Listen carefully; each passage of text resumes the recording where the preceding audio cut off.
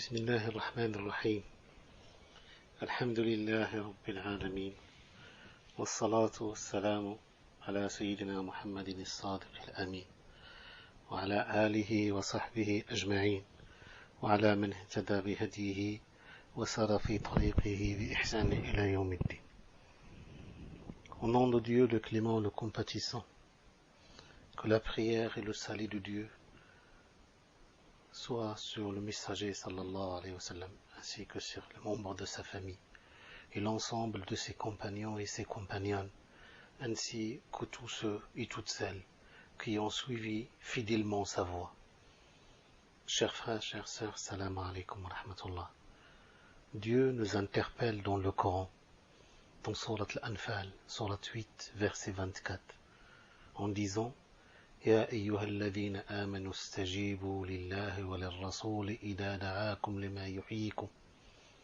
Ô vous qui portez la foi, répondez favorablement à l'appel de Dieu et de son messager lorsqu'il vous appelle à ce qui vous donne vie, lorsqu'il vous convie à ce qui peut vous apporter la paix, lorsqu'il vous convie à ce qui peut vous assurer le salut. La réponse à ce verset exige que le fidèle s'arrête avec soi, rentre en soi dans un moment de recueillement et se pose ce questionnement intime.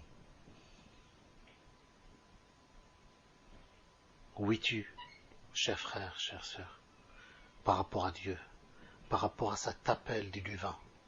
Où est ton centre de gravité?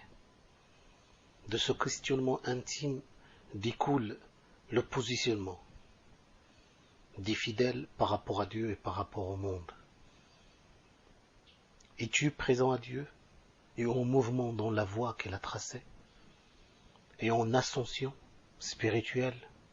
L'expression coranique falaqtahama al-aqaba, ne fonce-t-il pas vers le sommet? Es-tu présent à Dieu et en mouvement dans la voie qu'il a tracée, ou bien à l'arrêt, ou bien l'insouciance a si te dominé, le laisser aller et l'oubli ont pu t'aliéner?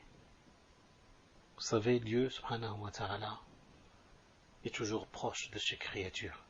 Il est dans l'accueil de leur doléance, il est dans l'accueil de leur repentir, il est dans l'accueil des âmes qui retournent vers lui.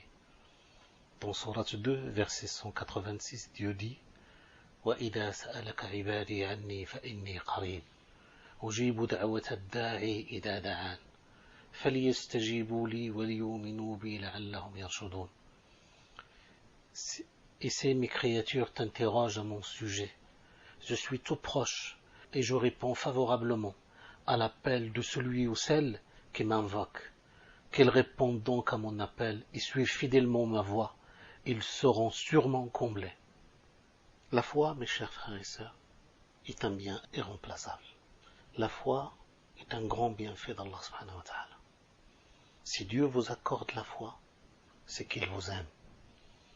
Dans le hadith authentique rapporté par l'imam Ahmed, selon Abdullah ibn Mas'ud, وَإِنَّ اللَّهَ يُعْطِي الدُّنْيَا مَنْ يُحِبُّ وَمَنْ لَا يُحِبُّ.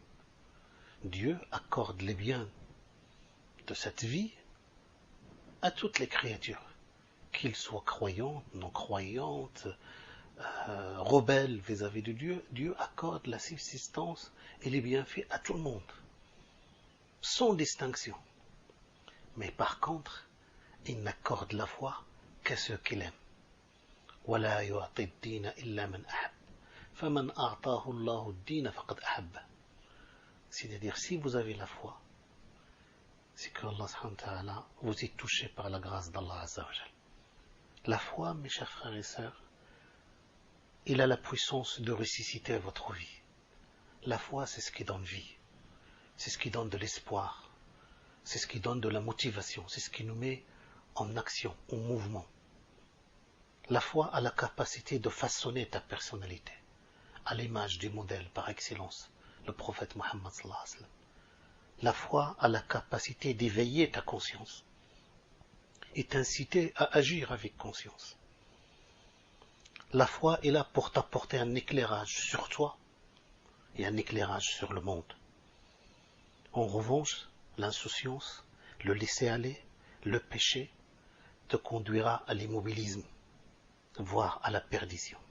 Il ôte de ton cœur tout espoir, tout enthousiasme.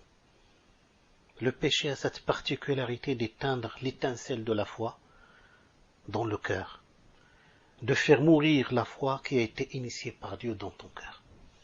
Vous le savez, Allah subhanahu wa ta'ala, pour chaque personne, chaque créature, il a initié la foi dans son cœur. C'est ce qu'on appelle al-fitra, la prime nature. La joie des fidèles, son bien-être, sa paix intérieure, son espérance se retrouvent enchaînés malheureusement par le péché, par l'insouciance, par l'éloignement d'Allah subhanahu wa ta'ala. En revanche, la foi, la proximité de Dieu favorise sa paix intérieure, favorise son épanouissement spirituel. Abdullah ibn Abbas disait: la bonne action apporte un éclat au visage. La bonne action dans le sens l'action de bien, quel qu'il soit. Un acte de bien, ça apporte de la joie intérieure, ça apporte de la paix intérieure. On est bien lorsqu'on fait de bonnes actions, lorsqu'on est dans ce don de soi. La bonne action apporte un éclat au visage, une lumière dans le cœur, une vitalité au corps, une largesse dans la subsistance et un amour dans le cœur des gens. En revanche, la mauvaise action apporte un assombrissement au visage, des ténèbres envahissent le cœur, une faiblesse au corps, une diminution dans la subsistance et une animosité dans le cœur des gens. Subhanallah, vous imaginez? Vous faites le bien autour de vous et tous les flous d'amour et de paix intérieure que cela vous apporte. Cependant, mes chers frères et sœurs, comment fortifier sa foi? Comment avoir la foi? Comment goûter la douceur de la foi? Question essentielle.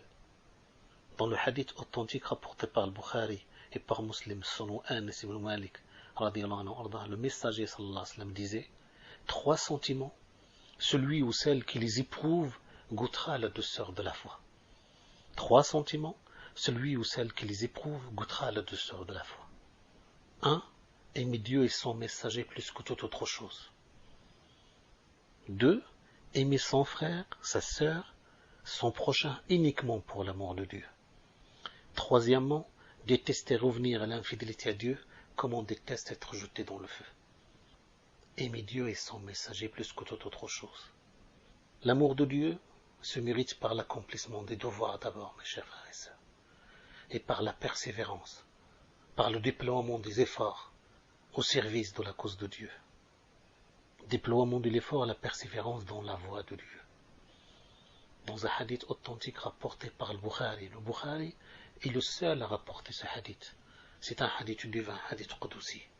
Al-Hafid al-Dhahabi, rahimahullah, disait: si ce n'était la probité de Bukhari, j'allais douter de l'authenticité de ce hadith. Mais ce hadith est très fort. Il parle des bien-aimés de Dieu. Il parle des élus de Dieu, hommes ou femmes d'ailleurs, qui aspirent à être meilleurs moralement et spirituellement. Dieu dit: quiconque offense l'un de mes bien-aimés, je lui déclare la guerre. Quiconque offense l'un de mes bien-aimés, je lui déclare la guerre. Et après le hadith nous explique qui sont les bien-aimés de Dieu. Mon adorateur ne s'est jamais rapproché de moi par une œuvre plus agréable à moi que par les obligations que je lui ai assignées. Mon adorateur, mon adoratrice ne s'est jamais rapproché de moi par une œuvre plus agréable à moi que par les obligations que je lui ai assignées. Donc pour mériter l'amour de Dieu, les obligations, ne pas les négliger, les accomplir comme il se doit, perfectionner son œuvre, c'est la voie pour accéder à l'amour de Dieu. Mon adorateur, mon adoratrice, si elle persévère dans les actes surrogatoires, finira par mériter mon amour. Quand je l'aurai aimé, je deviendrai son oui avec laquelle il entend, sa puissance de vision avec laquelle il perçoit le monde, sa main avec laquelle il agit, son pied avec lequel il marche. S'il m'invoque, j'exaucerai son vœu, et s'il se réfugie en moi, je serai son protecteur. Allahu Akbar. Allahu Akbar. Être avec Dieu, c'est être en paix. Être avec Dieu, c'est vivre l'amour, avec un grand A. Et être aimé par Dieu, c'est être aimé par toutes ses créatures. Aimer Dieu et son messager. Inch'Allah, dans podcasts qui vont venir, je vais faire quelques-unes, une série sur l'amour des messagers sallallahu alayhi wa sallam. Comment aimer le messager sallallahu alayhi wa sallam, pourquoi l'aimer, pour quelles raisons, et comment vivre cet amour et le partager et le transmettre. Comment concrétiser l'amour des messagers sallallahu alayhi wa sallam dans notre vie. Comment les compagnons et les compagnonnes manifestaient, vivaient cet amour des messagers sallallahu alayhi wa sallam. Cet amour pour le messager, c'est le trait d'union, c'est le lien que nous avons avec lui sallallahu alayhi wa sallam.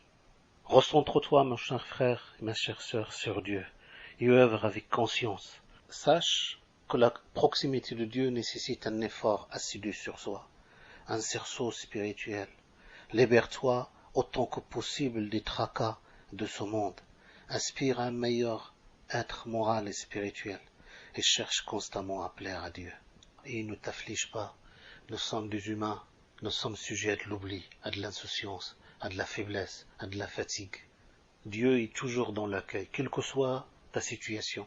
Ne dis pas que ça y est, c'est foutu. Non, tant qu'il y a de la vie, il y a l'occasion pour rectifier le tir. Tant qu'il y a de la vie, il y a de l'espoir en la miséricorde de Dieu. Tant que nous avons l'occasion, nous avons ce bien irremplaçable qui est la vie, nous pouvons exceller, nous pouvons changer, nous pouvons réaliser notre imitation éthique. Et Allah subhanahu wa ta'ala, il est là. Vous faites un seul pas, il en fait davantage. Vous faites un petit effort, il le fructifie. Qu'Allah Azza wa Jalla nous permette d'y arriver, mes chers frères et sœurs. Qu'Allah subhanahu wa ta'ala guérit nos cœurs, puis les purifie, afin qu'ils puissent accueillir l'amour de Dieu, vivre l'amour de Dieu et l'éradier. Wassalamu alaikum wa rahmatullahi ta'ala wa barakatuh.